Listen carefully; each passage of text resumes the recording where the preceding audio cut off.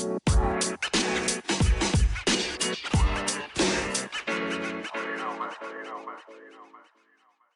right. Welcome back to the podcast. Welcome back to Theory and Theology. So, a friend of mine sent me a video about the theory of potentially how the Egyptian pyramids could have been built using water causeways. And I believe it's based on a book by Massey. Massey. This video comes from YouTube. Ooh, I'm in the sun. I can't really see. Let's see. I'm trying to look on my phone. I'm in the sun here. I might not be able to see it. I think the channel's name is Pyramids Really Built. It's a 21-minute, 22-second video with some demonstrations and diagrams. So I asked ChatGPT for a description on this theory. Now, I don't know if it's specifically exactly the Massey theory, but I'm gonna read what it says pretty much, and we'll see if I can find more ways to dive into this. I might get the book and see if it's different from the video, but I don't know exactly how it could be because it is very the video is very detailed. But I don't know, sometimes a video and a book, they can have different information for sure. So it says the theory of the Egyptian pyramids being built by use of water causeways is a relatively new idea that has gained popularity in recent years. So recent years, they didn't say specifically like when. The video has a lot of information that I didn't memorize. I watched this I don't know what day, Friday, maybe Thursday or Friday, and it's Tuesday right now, so I don't quite remember all the little details because I never wrote notes. It says one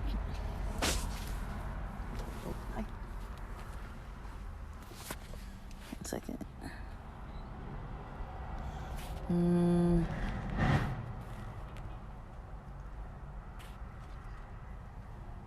So it says, according to this theory, the ancient Egyptians used a system of waterways and locks to transport massive blocks that make up the pyramids from the quarry to the construction site. Proponents of this theory point to several factors that they believe support their argument. One of the main pieces of evidence that that gets cited is the existence of the Nile River. It runs through the heart of Egypt, was a vital source of water at that time period and transportation for the Egyptians during that time period. And they also point to the fact that the pyramids are located nearby the Nile, suggesting that the river played a role in their construction.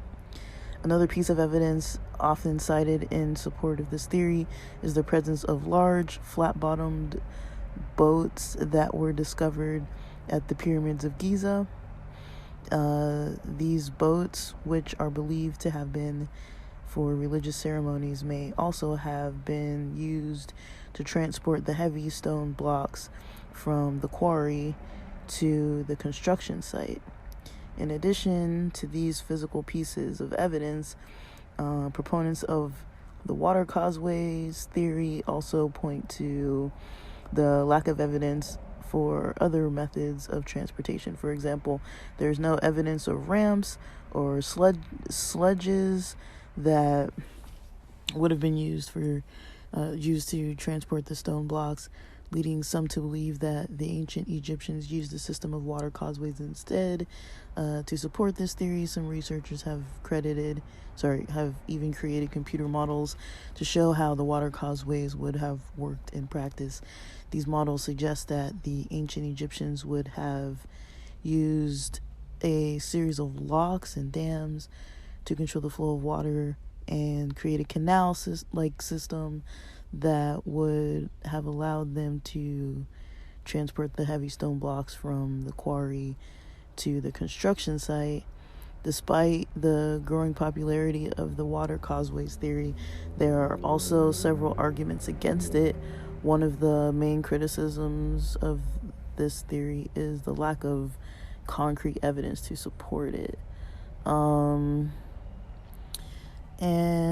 so I'm not going to read the whole thing. I'll post all that in this episode's description, but I'll post the link too that my friend sent to me. It's a really cool link, really cool video.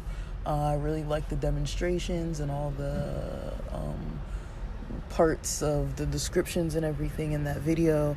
I'm wondering what other people might think. It was a pretty cool example. They really gave a good example, but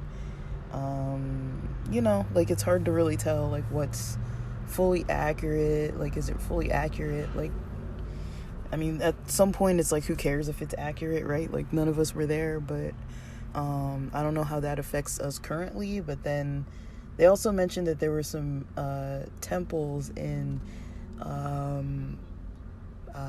Cambodia, some popular temples that were really big, with like saying that like it's not uncommon that in the ancient world people used water displacement to kind of contribute to, carrying large gigantic and heavy items from place to place. In the video that I'm talking about, that I was sent, it basically had a lot of examples of ways that the people constructing could have used flotational types of maybe wood, or types of like some kind of like, I don't know if it looked like bladders or animal skins. I don't recall exactly what was sent, but it's hard to really explain, but they were using the example of like a cup, like when you put a cup in a tub of water, like how when you put the cup in, how you can see that there's like, if the rim of the cup is in the water, and then the water is kind of like if the base of the cup, like the cup upside down in the water with the rim of the cup in the water and the base of the cup kind of out of the water, and there's a way that like where you can fill the water in, but then even when you hold the cup, when the edges are touching the water, for like the rim of it where you would put your mouth, the base of the cup that would be usually sitting on a table, like the water can be like above the what do you call it, above the surface of the water, so it's like the water's trapped in there. And they kind of use that as an example of how they could have used different kinds of methods of stopping the water at certain levels, pulling out those levels, and then the water would rise to the next level. And then if they had those gigantic blocks of stone or limestone or whatever the stones were, like in the cup not the cup, but it would have been like a gigantic version of this. If they had items in there, the items would float to the next level. It's really hard to explain in words, but watching the video you can kind of see that there's just like these places where they are doing that. And so they use small examples like with cups and little like tubes and like tubs of water and different types of stuff, like little flotation devices attached to like maybe like a heavy weighted small item or something, just to show that like, with some kind of flotation device attached to the top of the stones, it could have potentially floated them up to the next level, to get to the higher and higher points versus, you know, the other theories about how people say, oh, they put like a whole bunch of rows of like logs and rolled these large stones, or they made these gigantic ramps and pushed them up, you know. And they were saying like the amount of ramps that would need to be used, built out of either like stone, sand, whatever the heck you're building the ramps out of, I don't know, but they would have had, for it to reach that level of height, the ramps would have had to be so long and use so much material that there should be proof of that material. I don't know what they said about the quarry. I don't know. They did mention some things about the water, like that there's proof of water, salt water, or proof of water and salt. I don't know if they meant salt water. I can't remember if they said salt water, but I know that when people talk about salt water and flotation, there is like an aspect to salt water that can be related to improving flotation. That's why people say that, I think it's the Dead Sea, like people can just easily float. I think that's the sea where you see people in the videos like just kind of, or like even in pictures, just like floating there, and they're barely trying, and they're just like sitting on the water, and they're so like buoyant because of the salt, the amount of salt content in the water. Out here we have the Pacific Ocean, and it is dang salty, but you do not float like that. So I can't even imagine how salty that water would be. Like, the ocean out here is so salty that when you kind of go under a little bit and like you get all that water in your nose or in your mouth, it's like, even thinking about it now makes me gag. It's like, I can't tell you how many times I've almost vomited just tasting that salty, disgusting water. You know, like when you're just like, when a wave takes you out and you're like, oh, this is disgusting. So not only are you like suffering from that experience of being tossed around by the waves and, you know, trying to like get your air again, and then you have that stupid salt water in your system, and you're like, is this just disgusting? And even when people first go and they're like looking at it, and then they taste it, and then they're like, ugh, like it's so bad. It almost tastes like you took a whole little kitchen, you know, thing of salt, like the little salt shaker from the table, and just dumped it all in a glass of water. Like, it's just disgusting. So I can't imagine more salt. And it's polluted. Like, you're not supposed to drink the water. It's not like fresh. Like, you're not supposed to drink this water. So I can't imagine. But I mean, if they use very salty water, I mean, if people can easily float like that on the Dead Sea, say if they're weighing like, let's say 100 pounds to 200 pounds, I mean, that already takes off like however many pounds from like how many couple hundred pounds at least they can be helped by salt, as well as if you add like flotation options like woods that float, and like attaching these stones to the woods and stuff. I could kind of see it. And then they mentioned that there's this one, this is the last part I'll say, there's this one causeway area that like, it looks like it was built for potentially like the width could have withstood like getting stones through, and there could have been like water in there. And then they think that even though they know that through some point in history it was used as like a walkway where priests would come through the walkway for some type of ceremony, that they feel like that's a bit extravagant for someone to have built all that just so that the priest could walk on it. And then it has like this archway that they think could have been used for some kind of other thing, and they're like, it doesn't really add up that it would just be there for like people to just like, whatever the other reason seemed like, didn't really seem very logical.